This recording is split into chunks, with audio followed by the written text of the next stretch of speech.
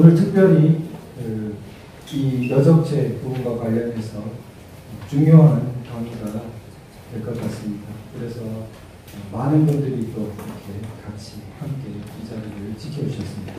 감사드리면서 첫째로 저희 큰 부분이 이제 여적죄 고발장 해설 부분이 되고, 두 번째로 반인도 범죄 협력범 이라는 조금 새로운 그러한 개념 틀에서 우리가 고소하는 방안에 대해서 이 부분은 문재인 여적죄 고발과는 조금 또 다른 층위에서 우리가 그동안 종북 혹은 국가보안법 적용 이렇게 보았던 영역에 대해서 국제법적으로 굉장히 앞서 나가 있는 또 많은 축적이 있는 그런 개념을 도입하는, 그래서 그것을 어떻게 법적으로 의율해 갈 것인가 하는 것과 관련됩니다. 자, 그럼 먼저 문재인 여적죄 고발과 관련해서 첫 번째로 이제 적용 법조에서 과연 통치행위라는 말로 될 수 있을까, 또 북한이 적국에 해당하는가 등등 포함해서 자세하게 살펴보고, 또 두 번째로 구체적으로 그것이 여적죄라는 범죄 사실에 해당하는가라는 것에서 해역의 넓이라든지 이런 부분이 조금 부정확하게 알려진 부분이 있습니다. 그래서 그 부분을 더욱 자세히 한번 살펴보고 보는 시간을 갖겠습니다. 먼저 적용 법조와 관련해서 헌법을 보죠. 66조 2항 같이 한번 읽어보겠습니다. 시작. 대통령은 국가의 통일, 영토의 보전, 국가의 계속성과 헌법을 수호할 책무를 집니다. 참 중요하고 크고 신성한 책무를 이렇게 부여하고 있죠. 그 중에서도 특히 두 번째 영토의 보전이라고 명확하게 되어 있습니다. 69조를 보면 대통령이 취임 선서를 하는데 역시 대통령의 의무와 관계됩니다. 첫 번째에 보면 헌법 준수, 그 다음 국가 보위. 그래서 헌법을 준수할 의무, 국가를 보위할 의무가 대통령에게 으뜸가는 의무로 주어져 있는 것을 볼 수 있습니다.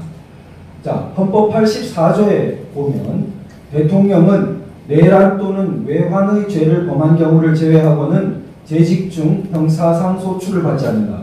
즉, 내란죄 혹은 외환죄를 범한 경우에는 재직 중인 대통령이라 하더라도 형사소출, 즉 기소되거나 재판을 받을 수 있다, 이렇게 됩니다. 그래서 내란죄, 외환죄는 그처럼 심각한 죄로 다루어져 있고, 재직 중인 대통령이라 하더라도 100% 형사 판단에서 벗어나 있는 것이 아니다라고 헌법이 이미 정하고 있는 것을 볼 수 있습니다. 그러면 외환과 관련해서, 외환이라는 것은 이제 적국의 침입이라든지 그런 것과 관련되는데, 외환과 관련해서 바로 앞에서 영토의 보전, 국가의 보위 이런 것들이 바로 외환죄와 관련된 영역이라고 볼 수 있겠습니다. 그래서 그런 부분을 어기면 대통령이라 하더라도 이 외환죄에 해당되어서 재직 중에도 형사소추가 당할 수 있다는 것이 헌법이 기획하고 있는 내용입니다. 누가 주관적으로 제가 감히 개인적으로 할 수 있는 게 아니라 헌법 질서가 예정하고 있는 영역입니다. 그런데 흔히 이제 반론을 제기할 때 대통령의 통치행위라는 영역이 있지 않느냐 이렇게 이제 생각하게 됩니다. 대통령의 통치행위가 기존에 법원의 판례를 통해서 문구로 정리된 것입니다. 고도의 정치성을 띤 국가행위다. 이렇게 국가 원수의 지위에서 행하는 고도의 정치성을 띤 행위. 그 다음 그것보다 더 중요한 정의가 사법심사권 행사로부터 조금 비켜나 있는 행위. 그래서 고도의 정치성을 띤 국가 원수의 행위이기 때문에 사법심사의 대상으로 삼기에 조금 부적절한 그런 영역을 통치행위라고 그렇게 보았습니다. 그런데 법원이 그 사법심사 대상에서 완전히 제외됐다고 해석하지 않고 법원 스스로 사법심사권 행사를 억제할 뿐이라고 해석하고 있습니다. 우리 판례가. 그래서 억제할 거냐, 억제하지 않을 거냐, 즉 사법심사의 대상이 되느냐, 안 되느냐는 법원의 판단이다. 이렇게 보고 있는 것입니다. 그래서 그 판례가 나온 것이 2004년 김대중 전 대통령 때의 대북 송금과 관련된 판례입니다. 그래서 그 대북 송금 행위를 자, 셋째 줄 보시면 송금한 행위 자체는 법치 국가의 원리와 법 앞에 평등에 비추어 볼 때 사법 심사의 대상이 된다. 이렇게 되죠. 된다. 즉 통치 행위라는 말로 변명될 수 없다. 이렇게 판단이 나오는 것입니다. 이미 판례에서 그래서 통치 행위라는 변명으로 이렇게 덮으려고 했던 것을 통치 행위에서 벗어나 있다. 그것은 처벌의 대상이 된다라고 판단하고 있는 것을 볼 수 있습니다. 그래서 외환죄라는 부분이 있는데요. 그 통치 행위라는 것을 지금 그럼 이번 행위에서 과연 그것이 통치 행위라는 말로 덮을 수 있을까? 그것은 조금 더 정교하게 질문하면 국군 통수권이라는 것을 좀 생각해 볼 수 있습니다. 대통령은 국군 통수권자인데 그렇다면 군사적인 부분에 있어서 굉장히 광범위한 재량권이 자기에게 주어져 있는 거 아니냐. 그렇다면 대통령이 군사상의 상당 부분에 합의를 해도 그것은 통치행위라는 영역 속으로 들어올 수 있지 않을까. 그것이 정치적 책임을 질 수는 있더라도 선거라든지 이런 걸 통해서 그것이 과연 형법적인 심사의 대상이 된다고까지 할 수 있을까? 과연 이번 행위가 그러한 영역일까? 이런 의문을 제기할 수 있습니다. 아주 정교한 좀 반론이 될 수 있는데 그 부분에 대한 부분은 우리 지금 앞으로의 그 강의 내용 전개를 통해서 대답을 해가는 걸 가져보겠습니다. 일단 의문을 그렇게 던져드리겠습니다. 이런 훈련은 받으시면 좋겠죠. 우리가 이제 강의를 듣고 설명을 하는데 갑자기 이런 질문을 딱 받아요. 반론.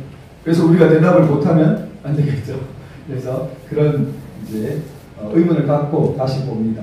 그러면 아까 전에 내란죄가 있고 외환죄가 있는데 그렇게 무겁게 규정하고 있는 외환죄에서 형법이 규정하고 있는 외환죄가 쭉 나열되어 있는데 원래 한자로 쓰여 있어서 불편하죠. 그런데 크게 봤을 때는 그 외환 유치 이런 외적의 침입을 불러들이는 것, 그 다음에 여적 93조 이게 이제 한 묶음입니다. 적의 침입을 불러들이거나 여적이라는 것은 적과 합세해서 대한민국에 대항하는 것을 말합니다. 두 번째 부류는 그것보다 낮은 단계의 각종 편리를 제공하는 이적행위라고 합니다. 그래서 적을 위해서 병사를 모아주거나 적을 위해서 시설을 제공하거나 적을 위해서 물건을 제공하거나 등등 적을 위해서 시설을 파괴하거나 각종 이런 이적행위를 외환죄의 부류로 그 다음에 판단하고 있습니다. 마지막 세 번째로는 간첩죄가 있습니다.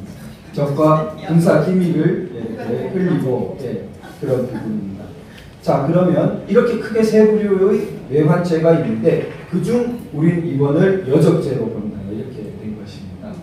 자, 그럼 여적죄에 대해서 한번 읽어보죠. 시작. 적국과 합세하여 대한민국에 항적한 자는 사형에 처한다. 이것이 여적죄입니다.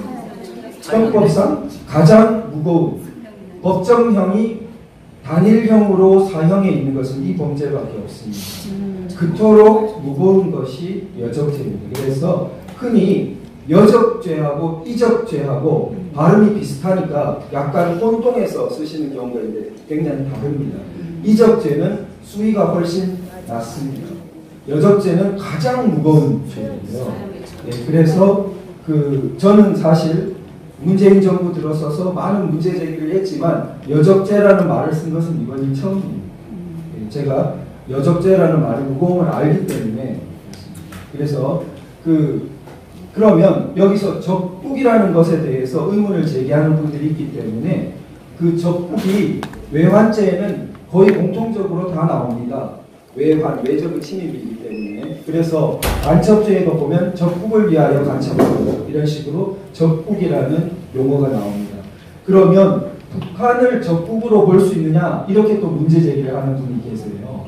왜냐하면 북한은 우리나라 헌법상 반국가단체로 보지 정식 국가로 인정하지 않습니다. 왜냐하면 한반도 전체가 우리 대한민국의 영토이기 때문에 불법 점거하고 있는 반국가 단체로 보는 것입니다. 그렇게 봤을 때 과연 저 적국에 북한이 해당되느냐 그런 의문을 제기하는 분이 계신 거예요. 자, 그 부분도 풀어나가겠습니다. 그 앞서서 준적국이라는 조항이 있습니다. 외환체 속에. 준적국은 보면 외국인의 단체도 적국으로 간주한다. 그래서 때로는 단체도 적국으로 보겠다라는 조항이 이미 들어 있습니다. 네, 그걸 확인하고요.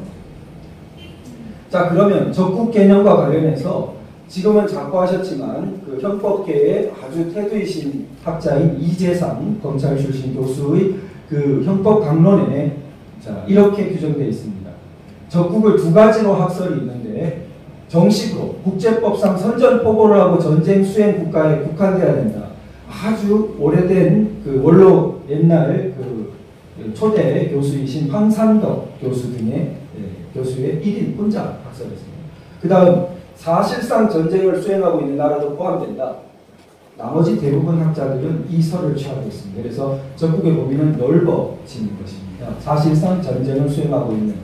그래서 이 학설에 따라 해석하기를 이분이 적국이란 자, 국제법상 국가로 꼭 취급받는 단체일 필요가 없고 사실상 국가에 준하는 단체도 포함되고 따라서 북한도 본죄, 외환죄의 적국에 해당된다라고 분명히 그 교과서적인 책에서 쓰고 있습니다.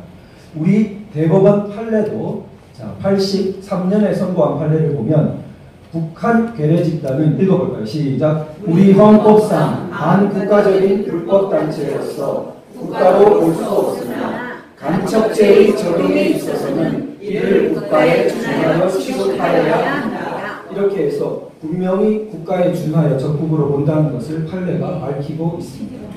다만 이것이 국가보안법이 제정된 이후에는 왈과 알과할 필요가 별로 없어졌어요. 왜냐하면 국가보안법은 반국가 단체로 국가를 규정하면서 된 법이기 때문에. 그래서 판례가 이것을 더 이상 논하지 않았을 뿐입니다.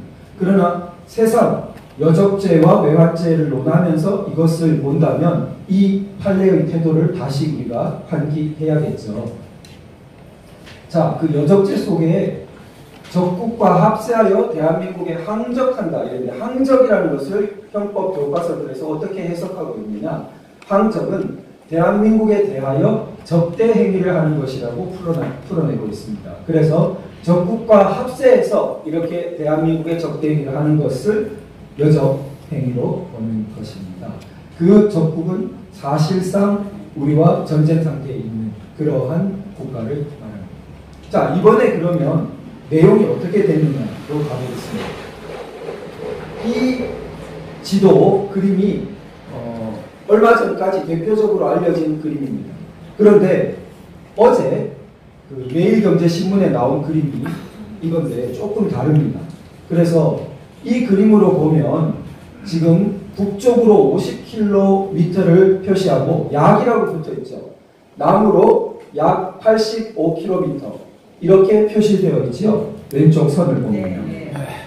직선 거리로 그렇게 표시되어 있는데 매일경제신문의 그 어제자 그 발표를 보면은 더 자세히 재어본 겁니다. 이제 약이라는 말이 빠졌어요. 거기에 보면 이게 글자가 잘 안 보이시죠? 예, 그래서 이게 찾아보시면 금방 보실 텐데 위로 40km라고 했어요. 약 50이 40으로 바뀌었어요.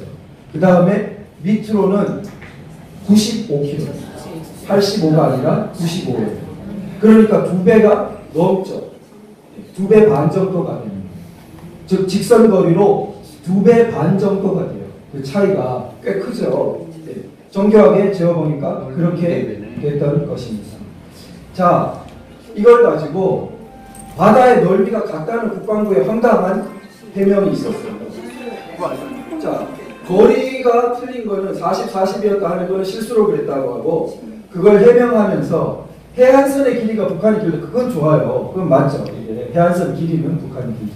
그런데 우리는 바다니까. 그런데 바다 넓이가 같다는 황당한 그런 발표를 국방부 차장님인가 이렇게 했어요. 근데 눈으로 딱 봐서 이게 어떻게 넓이가 같습니까? 네. 자, 그래서 그거를 좀 계산을 제가 좀 해보겠습니다. 정교한 계산, 이게 곡선이 있기 때문에 좀 어려운데 이 파란 선이 NLL이에요. 네. 그런데 밑에 정체불명의 이 주홍색 선 있죠? 빨갛게 보이는.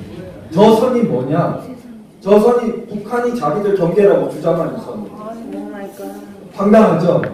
그래서 이게 지금 선명하게 안 보입니다만 여기서부터 통로로 이렇게 그림이 하나 있어요. 연평도로도 이렇게 탁구채처럼 그림이 하나 있습니다.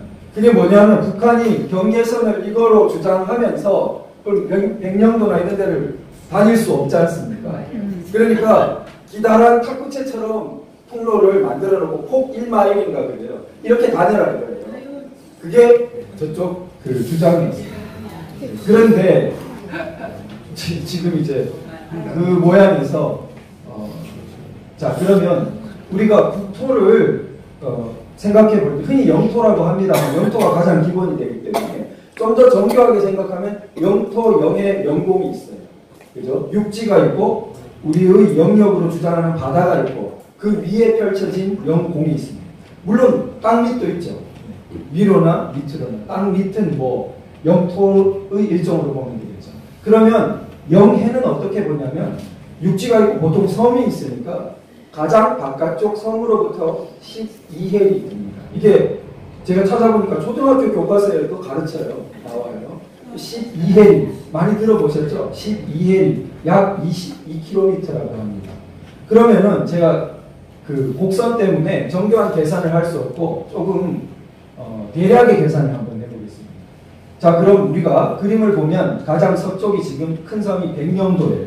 그렇죠? 여기 있는 이게 백령도입니다. 큰 섬.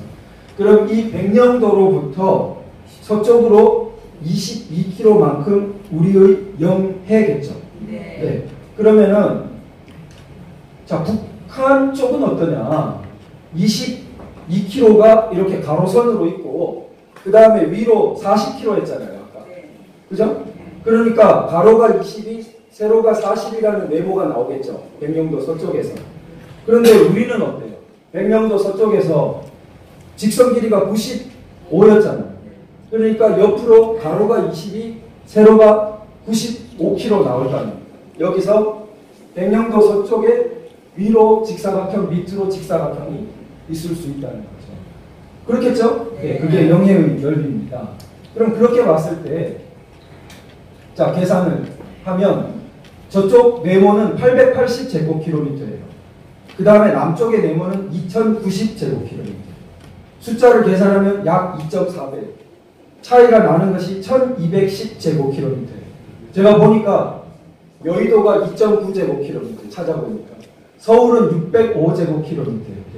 즉 서울 면적의 2배가량 넓이가 우리가 더 넓어요. 이게 작아요? 이게 같다고 할 수 있어요. 그 서쪽, 백령도 서쪽의 바다만 비교해도 서울 면적의 2배가량 우리는 더 설정한 겁니다. 자, 그럼 백령도 동쪽은 어떤가? 백령도 동쪽이 그러면은 북한이 넓고 우리가 좁을까? 그것도 아니라는 거예요. 자, 백령도 동쪽을 보시면 어떻습니까? 북한 쪽은 NLL이 워낙 육지에 바싹 붙어 있습니다. 우리가 6.25 때 해상을 장악했기 때문에 사실은 저기 평양 앞까지 다 우리의 제해권이었는데 봐줘서 백령도까지 이렇게 NLL이 그었다고 합니다. 그래서 NLL이 북쪽으로 바싹 붙어 있습니다. 그런데 그러니 바다가 넓게 나올 수가 없지요. 북쪽이. 보시다시피 남쪽은 섬 점점 몇 개밖에 없어요. 그 넓은 바다 넓이하고 북쪽에 사이사이 육지로 들어가 있는 바다 넓이하고 어느 게 더 넓겠어요? 눈으로 딱 봐도 백령도 동쪽도 우리가 넓으면 넓지 저쪽이 넓을 수가 없죠. 그러니까 이미 저쪽 백령도 서쪽에서 넓이에 대해서는 판가름이 낮고 동쪽도 뒤집을 수가 있는 넓이가 전혀 아니라는 거예요. 자, 그 다음에 이 전략적인 중요성 부분을 미리 한번 살펴보겠습니다.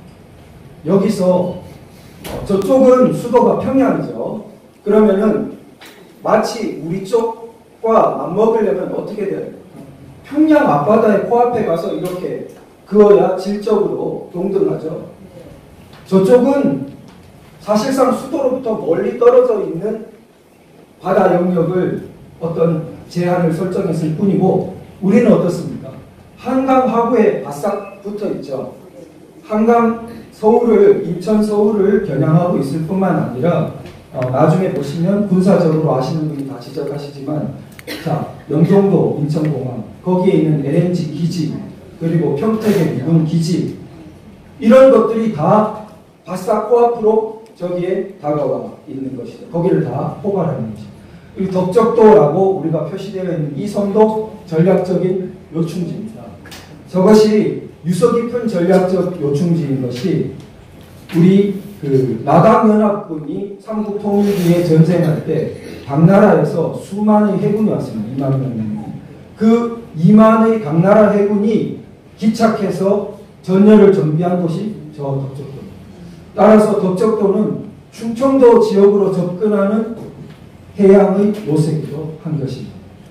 그래서 경기도 수도권 지역 일대와 충청도 지역 일대 전체를 겨눌 수 있는 전략적 요충지 바다하고, 저쪽으로부터 한산하게 떨어져 있는 바다하고 질적으로도 엄청나게 차이가 있죠. 자, 동등한 넓이로 거기에 제한을 설정해도 문제가 많을 텐데, 아까 전에 넓이 보셨죠? 단적으로도 서울의 2배 넓이가 이상이 차이 난다는 것입니다. 자, 그러면 무슨 제한을 설정했느냐? 그 제한에 대해서 살펴보죠.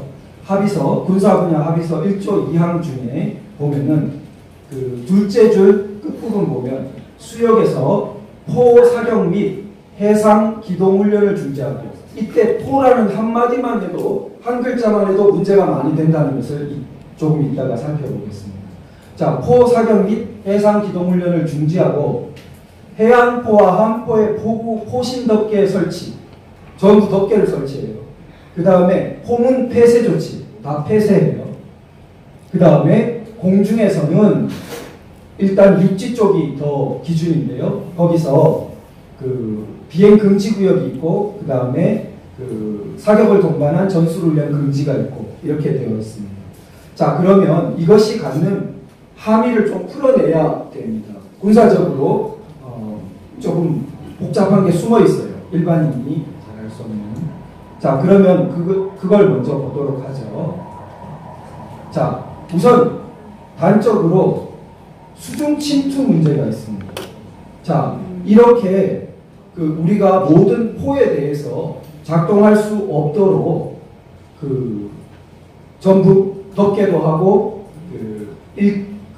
해안포도 그렇고 다 일종의 당장 쏠 수 없는 상태로 만들어 둔다면, 그러면 천안함 폭침처럼 수중 침투가 이루어져서 기습 공격을 가하면은 어떻게 대응을 할 수 있느냐라는 문제가 발생합니다. 그리고 그것을 감시할 수 있는 초계기가 날아갈 수 있느냐? 아까 전에 영토상에서만 비행 금지를 설정한 것 같기 때문에 언뜻 해상 영역으로는 날아갈 수 있을 것처럼도 해석될 수 있는 소지가 있습니다. 그러나 날아가더라도 잠수함 발견 시 공격할 수 있는 포탄을 싣고 날아갈 수 있는지는 의문이에요. 아까 전에 포와 포덮개 이런 해석을 연장한다면 초계기에 잠수함을 공격할 수 있는 것을 다는 것은 합의 위반이라고 주장할 여지가 굉장히 생깁니다. 자, 그렇다면은 이 수중 침투로 우리를 공격할 때 인천항, 인천공항, 인천 LNG 기지, 평택 미군 기지, 포함까지 전부 다 뚫려 있다. 이것이 군사적으로 아시는 분이 지적하신 겁니다. 다큐 단체 카톡방에서. 자, 그 다음에 포라는 한 글자인데 포의 범위가 굉장히 넓다는 겁니다. 자, 포는 제가 모르는 포가 너무 많아요. 20mm 발각포, 40mm 유탄 발사기, 무반동포, 전차포, 곡사포, 자주포 등등 다 있는데, 자, 심지어 박격포까지 나왔어요. 이게 이제 박격포는 보병이 제일 기본으로 작은 포인데, 그것도 포는 포다 이거예요. 그러면은 남는 거는 소총 같은 총밖에 안 남잖아요. 그러면은 모든 포에 대해서 포를 어떻게 하기로 했어요? 앞에? 포 사격 중지라고 했어요. 이게 뭘 의미하냐면 그 지역에서는 포를 쏘면 안 돼요. 즉 훈련을 위해서도 쏘면 안 됩니다. 저는 포병이 아니어서 포는 못 쏘아봤어요. 보병이라 소총을 쏘아봤습니다. 그러면은 제 경험으로 비추어 보면 소총을 개인 화기를 지급해요. 그러면은 개인 화기로 평소에 훈련을 한다는 거는 0점 조준이라고 해서 자기에게 맞게 그 총을 평소 훈련을 통해서 초점을 조정해 놓는 겁니다. 안경도 내 것이라야 보이잖아요. 아무 안경이나 갖다 주면 안 되잖아요. 그럼 제가 생각할 때 포도 마찬가지일 것 같아요. 평소에 훈련을 통해서 0점 조준처럼 이렇게 포 쏘는 사람들하고 맞춰놔야 딱 유사시에 쏠 수 있는 거지. 실전이 됐는데 초점도 몰라. 그게 0점 조준도 안 돼 있어. 그러면은 포방으로 날아갈 거 아닙니까? 내가 포부대 가라라고 있어서 맞아요. 네, 맞다고 지금 포병에 출신분이 말씀해 주십니다. 자, 그러면은 이것을 변명하는 사람들이 훈련은 육지에 가서 하면 된다 이거예요. 자, 육지에 가서 그 포를 가지고 하지 못하는 겁니다. 육지까지 그 포를 옮겨갔다 다시 내려왔다 할 수 없어요. 그 인정해요. 그러니까 육지에서 훈련한다는 포하고 여기 있는 포하고 다른 포예요. 그러니까 아까 말한 그 0점이 안 맞는 문제가 발생하는 겁니다. 그 다음에 이 기계는 소총같이 간단한 것도 늘 하는 일이 기름치고 뭐 뜯었다가 붙였다가 이러는데 포를 줬습니다. 뜯어가지고 기름칠을 한다고 치죠. 그러나 그 복잡한 기계를 그냥 기름칠만 하고 있어서 실전에서 제대로 능력을 발휘하겠냐는 겁니다. 화기를 아는 분들은 가끔씩 쏘아줘야 됩니다. 자동차도 기름칠만 하고 안 굴리면 그 자동차가 제대로 나중에 굴러가겠냐는 겁니다.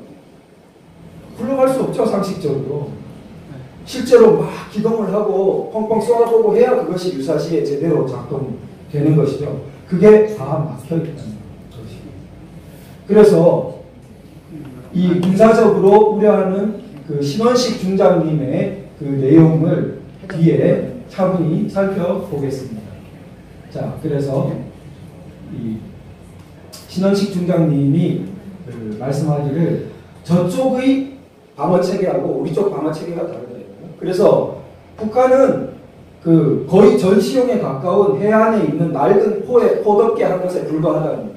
사실상 그쪽은 그것에 별로 의존하지 않고 주된 화력이 뭐라고 했어요? 장사정포, 대함, 미사일 등 핵심 전력이 이미 육지에 배치되어 있기 때문에 이번 합의에 영향을 받지 않아요. 그러니까 이번 합의에 영향받는 건 고물에 불과한 신용 내는 것에 불과하죠.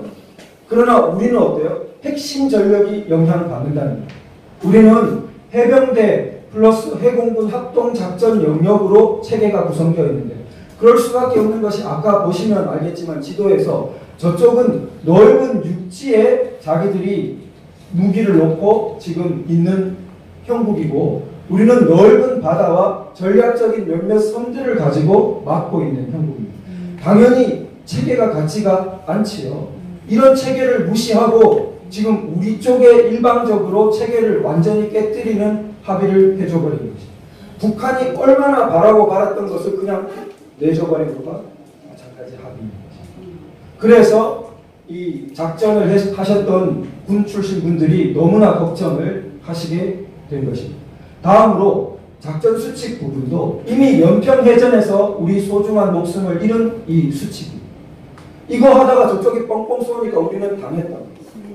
그런데 지금도 그러면 이걸 지키라고 우리는 항상 민주국가를 얕보는 것이 그쪽은 법도 지키고 거짓말 안 하니까 공산국가가 얕봅니다. 속에 넘길 수 있고 그 다음 법대로 하고 있을 때 별칙 써서 연평해전처럼 아주 그냥 망가뜨린다는 거죠.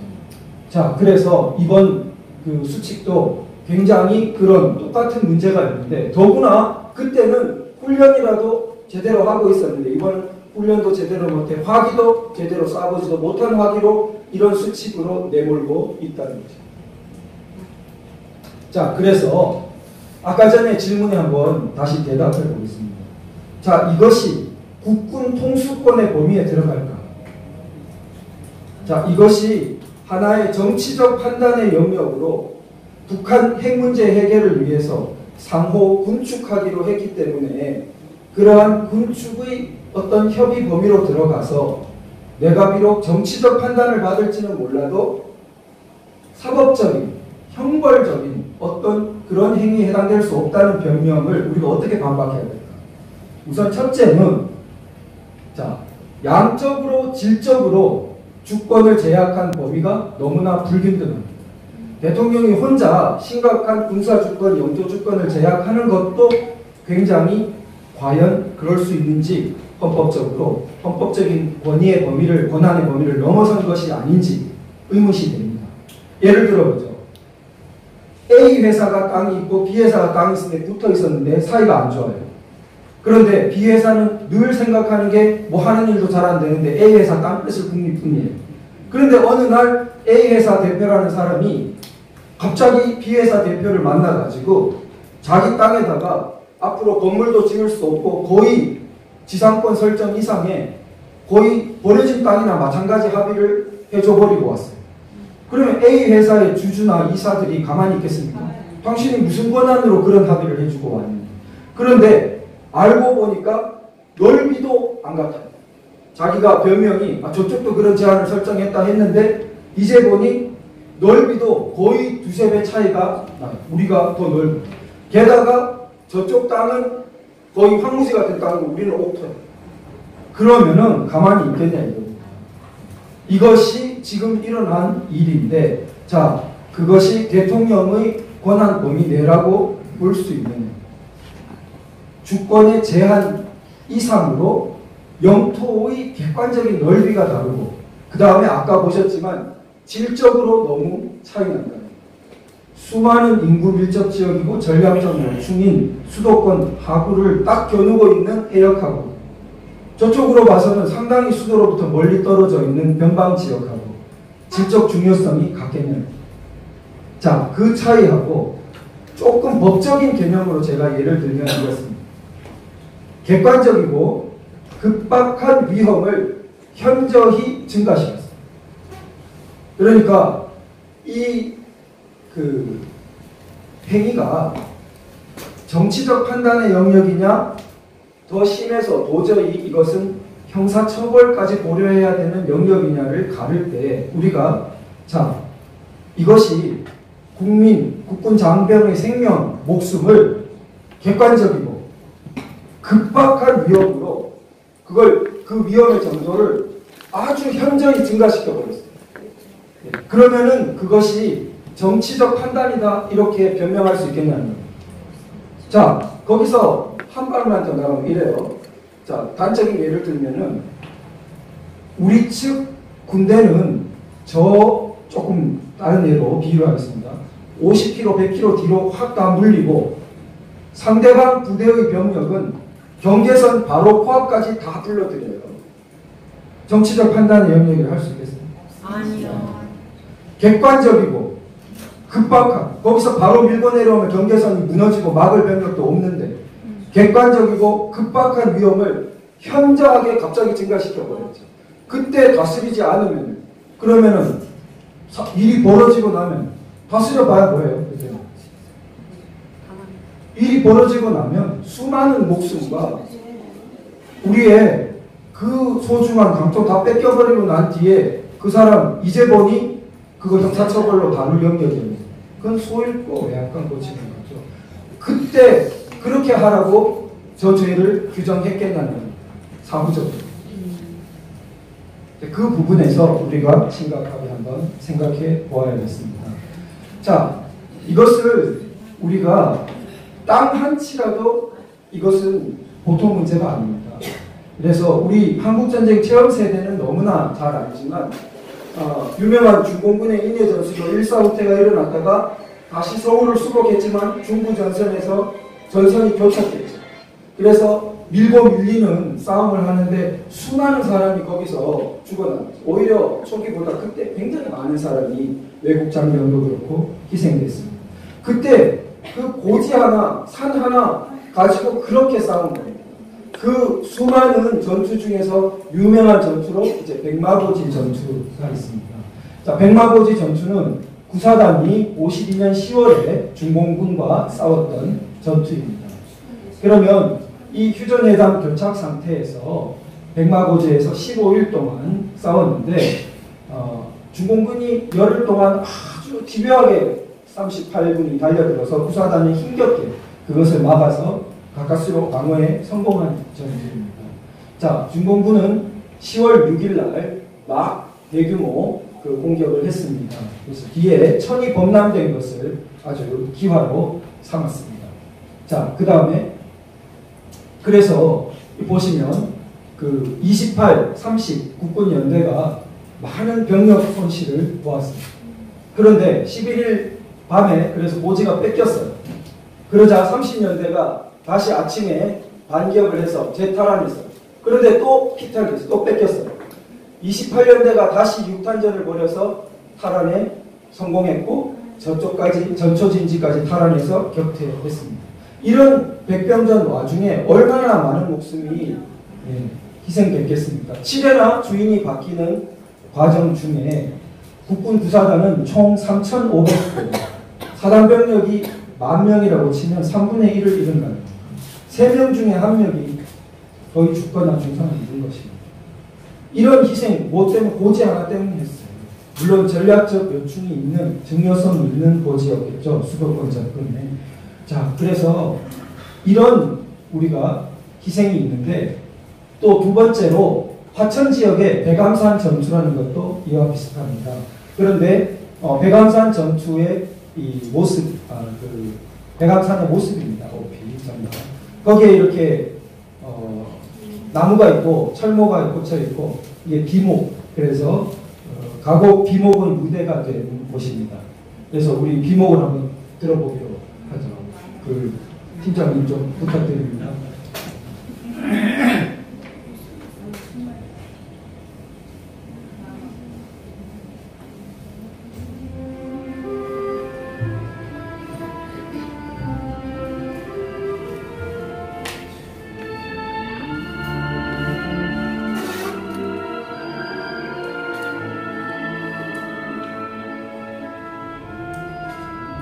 가사가 아마 나올 것 같은데 나오면 같이 한번 불러보죠.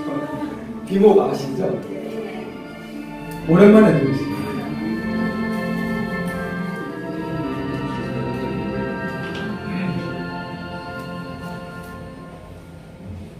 조명이 새고 짙은 계곡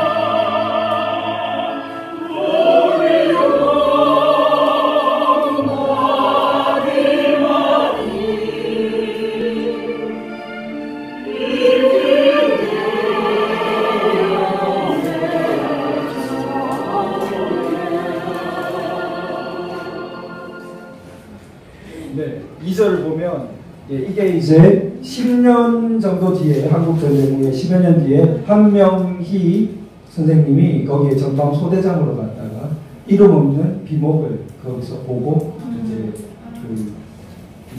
감동에 젖어서 이렇게 작사한 시라고 합니다. 그래서 국노루 산울림 달빛 타고 흐르는 밤 홀로선 적막감에 우러지친 비목이여 그 옛날 천진스런 추억은 애달퍼 서러운 알알이 돌이 되어 쌓였네. 이렇게 되어 있습니다. 그 백암산 전투는 화천댐을 차지해야 되기 때문에 전략적 요충으로서 그래서 이제 싸웠는데요. 자, 중공군이 아주 8사단을 아주 심하게 공격했습니다. 그래서 인해 전술로 이게 또 비극적인 것은 휴전일로부터 32일 전부터 한 달간 휴전일까지 싸운 거예요. 그러니까 휴전을 앞두고 한 달 앞서서 여기서 다 이렇게 죽으면서 그걸 지키고 있는 것입니다. 그래서 자 직접 그 전투에 참여했던 김달육 선생님은 이렇게 말합니다. 이 휴전일까지 빠짐없이 전투를 치러야 했는데 자 8km 능선부터 밀리기 시작해서 대감산 바로 뒤에 두고 휴전을 맞았다. 그래서 대감산 북쪽에는 아직도 8사단 전우들의 시체가 많을 것으로 생각되는데 비오듯 쏟아지는 포탄에 처참히 죽어간 동료들을 국민들이 영원히 기억해 줬으면 좋겠다. 이렇게 87세의 선생님이 말했습니다. 자, 이런 데서 서울 2배만한 넓이의 바다를 그냥 내줘요? 그거를 불균등한 주권 제한으로 설정한다. 자, 영국은 어땠습니까? 지금 영국과 아르헨티나 앞에 있는 포클랜드 제도를 보면은 얼마나 멀고 먼 섬이에요. 섬 자체로 보면 조그맣죠. 그 포클랜드 제도를 아르헨티나가 강제로 뺐자 영국이 그때는 대영 제국의 영광이 사라진 80년대였는데도 가만히 있지 않았습니다. 총 국력을 동원해가지고 저거 다시 탈환했습니다. 그것이 국가입니다. 그런 행위를 하지 않으면 그것은 죽은 국가예요. 그렇지 않습니까?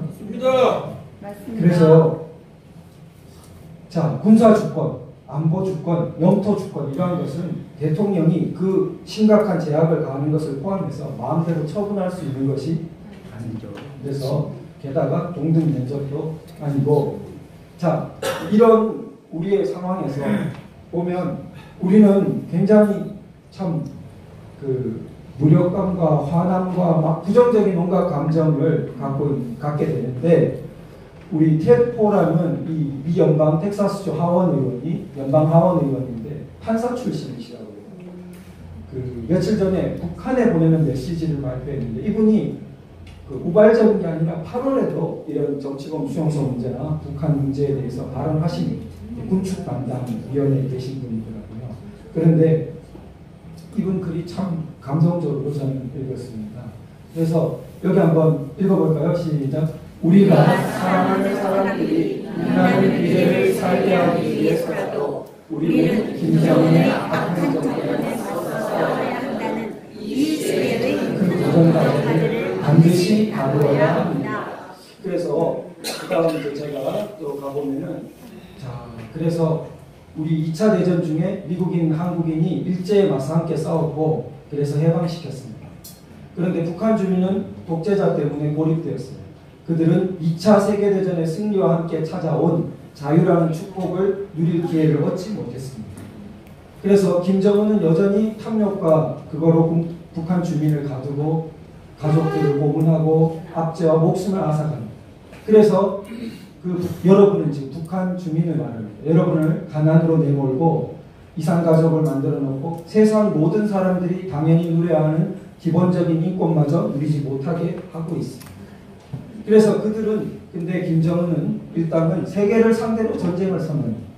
그래서 한반도에 불러온 공포로 자, 수백만의 목숨을 앗아가고 지금까지도 적대감과 불신을 불러일으키고 있습니다. 자, 많은 미국인들이 한반도에서 한국인들을 위해 싸웠습니다.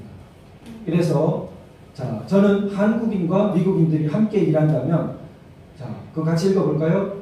시작. 시작. 이 모든 난관을 극복하고 김씨 독재 정권의 종말을 이뤄낼 수 있으리라 믿습니다. 저도 믿습니다. 여러분도 믿으시죠? 네, 믿습니다. 그래서 함께 일한다면 난관을 극복하고 저렇게 당당하게 말하고 있습니다. 김씨 독재 정권의 종말을 이뤄낼 수 있을 것이다. 그래서 우리 역사가 전쟁을 피하기 위해 함께 협력하는 것이 얼마나 중요한지 보여주고 있다. 김정은 정권의 인간 생명에 대한 경시와 악한 탐욕, 우리의 결심을 더욱 굳건하게 너무 참 단순 투명하고 인간 생명에 대한 경시와 악한 탐욕. 그래서 김정은은 수십 수백만의 사람들, 바로 여러분의 친구, 가족을 감옥에 가두고 노예처럼 부리고 있습니다. 그러나 그 다음 읽어볼까요? 시작. 언젠가 그의 통치는 끝날 것이고 저는 그 날이 얼마 남지 않았다고 확신합니다. 저도 확신합니다.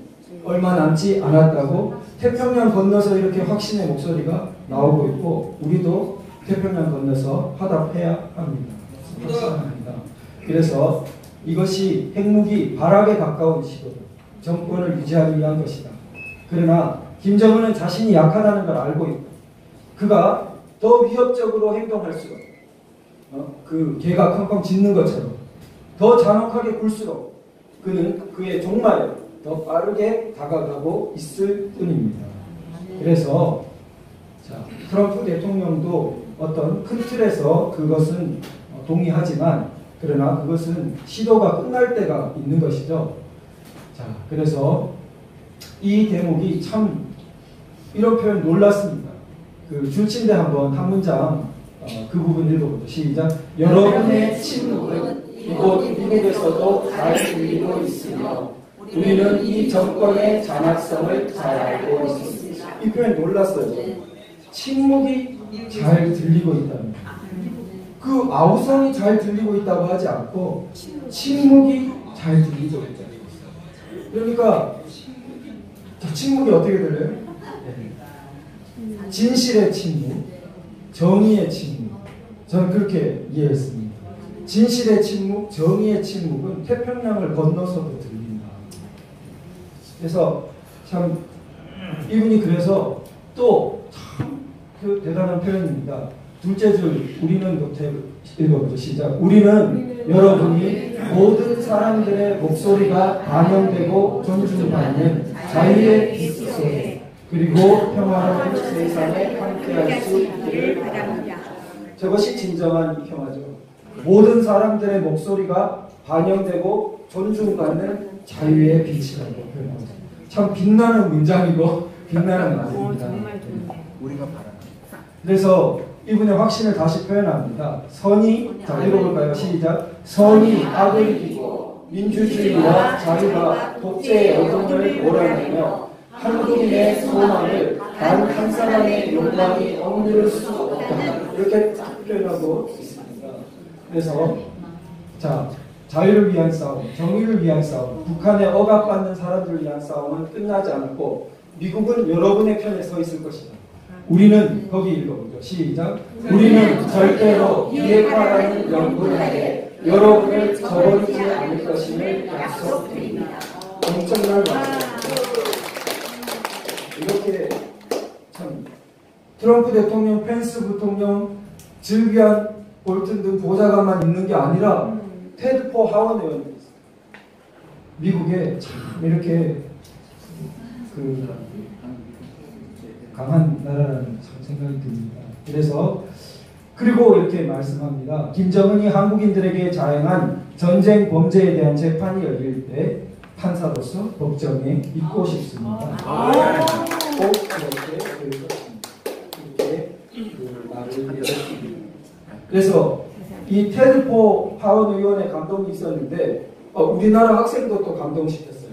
그래서 부산대 트루스 포럼 김주영 학생이 그 토요일 집회에 나와서 태극기 집회에서 연설한 대목입니다. 이거는 그 마이크를 좀 준비해 주시죠. 제가 아니라 우리 홍중석에 제가 부탁을 좀 드리겠습니다. 네, 한 문단씩 우리 선생님 한번 읽어주시죠. 네. 자, 우리 김주영 학생의 말입니다. 북한의 공산 사회주의 체제는 변화가 없고 북한은 언제든지 도발할 수 있습니다. 재래식 무기도 많고 생화학 무기도 많이 있습니다. 무엇보다 북한 주민의 자유, 인권 문제도 해결이 되지 않았는데 문재인 정부는 계속 평화만 외치고 있습니다. 평화 외치면 평화가 오는 것입니까? 북한의 독재 정권이 없어져야 평화가 오지 않겠습니까? 그 옆에 그다음 북한의 독재 정권이 적폐인데 북한 정권을 그대로 두고 어떻게 북한 주민에게 평화가 올 수 있습니까? 김정은 독재를 놔두고 어떻게 대한민국에 평화가 올 수 있겠습니까? 이런 것에 대한 언급 없이 한반도 평화 운운하면 도대체 문재인 대통령이 원하는 평화는 어떤 것입니까? 그다음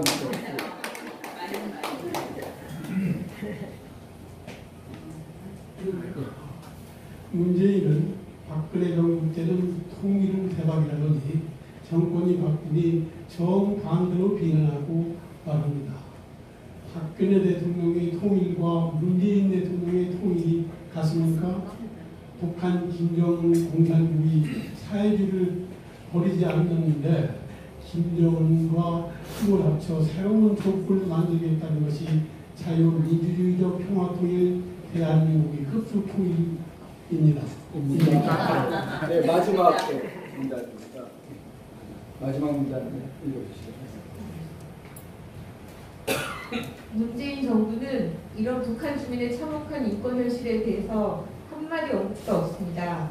북한 주민의 인권 문제를 외면하고 그들을 억압하는 김정은 전체주의 왕조와 손을 잡는다면 그것은 심각한 인권 유린과 반인도적 범죄 행위의 공범자가 되는 것입니다. 또 자유와 해방을 꿈꾸는 2,500만 북한 주민들에게 사형 선고를 내리는 것과 마찬가지입니다. 북한 인권 문제가 의제화되지 않는 비핵화 논의와 종전선언은 반인도적 정치쇼에 불과한 것입니다. 한번 드리겠습니다. 네. 그래서 우리 자연스럽게 테드포 하원 의원과 김주영 학생이 우리를 전쟁 범죄와 반인도 범죄라는 주제로 이끌어 왔습니다. 그래서 반인도 범죄 협력권 고소 방안에 대해서 우리가 살펴보겠습니다. 먼저 이것은 국제형사재판소 태동과 관계가 깊습니다. ICC라고 들어보셨죠? 그 로마 규정과 관계가 깊은데 그 중에서 반인도 범죄가 특히 관련이 깊고 그 다음 테드포 하원 의원이 말하는 전쟁 범죄가 어떤 의미였을까 조금 살펴보고 놀라운 것은 2007년에 우리나라가 국제형사재판소 관할 범죄의 처벌 등에 관한 법률이라고 해서 우리가 가입한 조약 로마 규정에 따라 상세한 국내법을 만들어 주었어요. 부끄럽지만 저도 잘 몰랐어요. 그런데 이번에 보니까 이 놀라운 법이 있어요. 이따가 지금 보겠습니다. 자, 그러면 로마 규정에서 크게 4가지를 다루는데 제노사이드, 완전히 멸절시켜 버리는 거예요. 사례에서 유태인 학살 대표적으로. 그 다음에 반인도 범죄, 이게 우리가 주목해야 되는데 인도의 반한 죄라고 번역하기도 하고 어떤 분은 뭐 반인륜 범죄라고 하기도 하고 영어로는 crime against humanity, 인간성, 인류에 반한 죄라고도 할 수 있죠. 자, 그 다음에 전쟁 범죄, 침략 범죄 등을 다룹니다. 그런데 반인도 범죄의 예를 보면요, 살육, 선멸, 노예적인 혹사. 자, 북한에 어떤 것들이 해당되나 보세요. 주민의 추방 또는 강제 이전, 국제법의 근본 규칙을 위반한 구금 혹은 신체적 자유의 가혹한 박탈, 고문. 다 드러나죠. 자, 그 다음에 강간, 성적 노예와 이게 이제 네토 뭐 이렇게 그 북한 저 지역에서 여학생을 김씨 일가에 이렇게 기쁨적으로 선발하는 것. 저기 총장님 그 메토 사업이라고 합니까? 이렇게 오가 사업. 네. 이렇게 숫자 자기들 본질을 안 드러내려고 그런 사업을 오가 사업이라고. 오과 이제 정책 부서로 오과라고. 오과가 5번째. 오과 사업. 그러면 오과가 담당하는 사업이 뭔지 하나도 모르잖아요. 오과 사업은 지방에서 그런 어린 학생을 차출해가지고 거기 기쁨조에 집어넣는 사업을 오과 사업이에요. 남자도 뽑아요. 네. 총장님이 남자도 뽑는다는 말까지 해주셨습니다. 자, 그 다음에 그 강요된 단식적 혹은 기타 이와 동등한 수준의 중대한 일체의 다른 형태의 성폭력 많이 보고되고 있죠. 동일성을 증명할 수 있는 집단이나 단체에 대한 박 저기 주목해야 돼요. 동일성을 증명할 수 있는 집단, 대표적으로 기독교도예요. 북한은 세계 최대의 기독교, 세계 최악의 기독교 단합 국가입니다. 동일성이 인정될 수 있는 이거 천주교인 포함이에요. 천주교 예외 아닙니다. 다 아주 그냥 싸그리 북한이 철저히 짓밟는 정치범 수용소를 모두 보내는 가족까지. 강요된 실종, 이건 뭐 북한의 이루 뭐 너무나 많죠. 아파트헤이트 이 분리시키는 건데 북한은 뭐 낮은 수준으로 평양도 분리되어 있어요. 평양 아무나 못 갑니다. 완전히 따로 놉니다. 그 다음에 그래서 우리나라 방송은 평양 찍고 북한 봤다고 자꾸 그러죠. 그래서 신체에 대해 혹은 정신적 혹은 육체적 건강에 대해 큰 고통 내지는 중대한 침해를 고의적으로 야기하는 유사한 성격의 기타 비인간적 행위 이렇게 쓰고 있는데 너무나 뭐 북한의 만연한 체제적으로 일어나고 있습니다.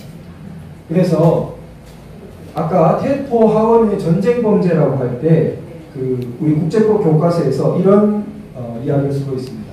평화에 대한 죄와 반인도 범죄를 포함하는 넓은 개념으로 반드시 이렇게 전쟁에서 포로 학살하고 이런 것만이 아니고 이런 개념으로 전쟁 범죄를 쓰기도 한다. 아마 테포 하원은 이걸 연주해 줬던 것 같습니다. 그래서 즉 반인도 범죄를 포함하는 개념으로 그 법정에 판사로 서고 싶다 이렇게 말한 것 같습니다. 자, 근데 놀라운 건 우리나라에 자 2011년에 시행이 됐네요. 제가 약간 연도를 착각했는지 그 만들어진 논의가 시작이 7년이죠. 시행은 2011년입니다. 그런데 여기 보면 목적에서 이 법은 자 국제형사재판소에 관한 로마 규정에 따라서 범죄를 처벌하고 절차를 정함을 목적으로 한다 이렇게 했죠. 이 범죄 처벌이 뒤에 보시지만 ICC에 넘겨준다는 게 아니고 우리 재판소가 처벌한다는 거예요. 범죄를 처벌하고. 자, 그래서 정의는 조금 이따 제가 문제 될 때 한번 살펴보고요. 거기서 다루는 죄에 집단 살해죄, 이게 제노사이드예요. 제노사이드 무거운 건 이거 어땠어요? 자, 인종, 민족, 종교 집단 자체를 전부 일부 구성원 살해하면 사형 무기 7년 이상 징역에 처한다. 전형적으로 국내법적인 표현입니다. 우리 국내에서 그렇게 처한다는 거예요. 그렇게 규정하고 있습니다. 자, 9조에 반인도 범죄가 나와요. 인도에 관한 죄라고. 여기 보시면 자 이것을 살해한 사람은 형이 더 무거워서 사형 무기 7년 이상이고 그 다음에 2항에 보면은 다음에 해당 행위를 한 사람은 무기 또는 5년 이상이라 하고 다음 행위를 나열하는데 다음 행위가 유사합니다. 보세요. 자, 일부 주민의 말살을 불러올 생활 조건을 고의적으로 부정, 거의 준고의적인 기아 상태 야기 이런 것도 여기에 포함되죠. 사람을 노예화하는 행위, 인신매매뿐만 아니라 해외 노동자 파견도 거의 노예적인 지위입니다. 그리고 주민을 적법한 주거지에서 추방하고 이주, 북한에서 분류되어 가지고 딴 곳으로 강제 이주되는 것. 그 다음에 국제법규 위반해서 사람 감금, 신체 자유 박탈. 그 다음 그리고 5, 6이 하나 타이핑 과정에서 빠진 것 같습니다. 제가 찾아서 읽어드리겠습니다. 5호와 6호 부분인데요. 5는 그 고문입니다. 그리고 6이 아까 말한 그 성폭력 행위들 있죠. 그게 6이고요. 중요한 게 빠졌네요. 7이 기본인권 박탈 제한. 거기 종교적 사유 등록, 즉 기독교도에 대한 박해, 그것이 5, 6, 7에 해당합니다. 그 다음에 8이에요. 8은 자 장기간 법의 보호로부터 배제시킬 목적으로 다음 행위를 한다. 사람을 체포 감금해서 정보 제공 거부하고 이렇게 한다. 정치범 수용소가 뭐 이거는 이것보다 훨씬 이상으로 행하고 있죠. 그래서 자 이거 외의 방법으로도 중대한 고통이나 손상을 주는 행위를 반인도 범죄로 우리나라 법이 규정하고 있습니다. 근데 적용 범위가 문제돼요. 자, 그럼 적용 범위를 보면 여기 보면 이 적용 범위가 굉장히 많은 사람들을 나열해서 제가 해석해 보기에는 김정은도 서울에 오면 여기서 못 빠져나요. 김정은을 내국인으로 보거나 외국인으로 보거나 북한 지금 지역을 대한민국 영역 안으로 보거나 밖으로 보거나 다 걸리게 규정해놨습니다. 지금 보시면 안에서 범한 내국인과 외국인, 밖에서 범한 내국인, 또 밖에 죄를 범한 외국인, 또 밖에 죄를 범한 외국인, 또 밖에 죄를 범하고 안에 있는 외국인 이렇게 해서 여러 가지 경우를 해놨기 때문에 못 빠져나갑니다. 다 있구나. 그래서 서울에 온다는 말이 있는데 그때 서울에 왔다. 그러면 자 우리에게 어떤 규정이 있느냐? 감사합니다. 전에 중요한 말입니다. 여기에 또 빠졌어요. 그게 제가 이 부분은 타이핑으로 못 넘겨드렸었는데 우리 형사소송법 211조를 보면 범죄의 실행 중이거나 실행 직후인 자를 현행 범인이라는 거. 그 김정은의 정치범 수용소 체제나 이런 건 계속범이라 해서 계속 범죄가 실행되고 있는 형태입니다. 즉 현행범인이에요. 계속 범죄가 실행되고 있기 때문에 212조에 현행범인의 체포라 해서 현행범인은 누구든지 영장 없이 체포할 수 있다. 우리 개인 네. 우리 그렇죠. 이게 뭐냐면 이런 얘기입니다. 소매치기가 지갑을 훔쳐서 탁 도망가는 걸 봤어요. 그러면 그 사람을 민간인이 팍 잡았어요. 잡고 경찰이 올 때까지 계속 붙잡고 있어요. 그게 체포행위거든요. 이게 불법이겠나요? 불법이 아니죠. 그것이 이 현행범인의 체포라는 규정입니다. 경찰만이 할 수 있는 게 아니에요. 현행범인의 체포. 그래서 이것이 우리가 눈이 번쩍 뜨인 법률입니다. 우리 국내법적으로 이것이 도입되어 있는데 묻혀 있었을. 자, 이것을 더욱 한 단계 더 나가서 생각해보면 김정은은 이제 주범이에요. 형법에는 주범이 있고 종범이 있습니다. 종범 이제 방조범 같은 사람이에요. 도와주는 사람. 자, 그러면은 주범보다는 단계가 낮죠.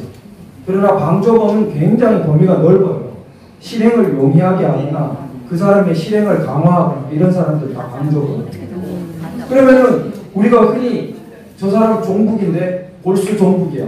혹은 저 사람 국가보안법 위반이야. 라고 생각되는 행위의 상당 부분은 이제 보니까 반인도 범죄의 방조범으로 해석 가능하겠다. 이런 지금 부분입니다. 국내에서 우리가 지목하고 있던 사람, 이상한 기사 쓰고 있는 기자들, 좀 긴장되시죠? 혹시 이거 보시면 굉장히 중요한 내용입니다. 자, 국가보안법과 흔히 그동안 써오던 용어들을 무슨 빨갱이라든지 좀 그것을 아주 세련된 채 하면서 수구, 냉전, 꼴통 온갖 말을 갖다 붙일 수 있었어요. 그러나 로마 규정에 따른 반인도 범죄의 협력범이라는 말에 대해서는 감히 수구, 냉전, 꼴통 한 글자도 갖다 붙일 수 없어요. 말이 되겠습니까? 유엔에서 가장 인권적으로 선진적으로 나아가서 만든 것이 ICC고 거기에 로마 규정. 그 로마 규정 안에 들어있는 조항들이고 그것을 모태로 해서 국내법으로 거의 완벽하게 입법까지 시켰습니다. 그것을 가지고 우리가 책임을 묻겠다는 거죠. 그래서 우리의 애국운동의 전본은 밝습니다. 그래서 우리가 인류 보편의 가치와 함께 이상으로 강의를 마치도록 하겠습니다.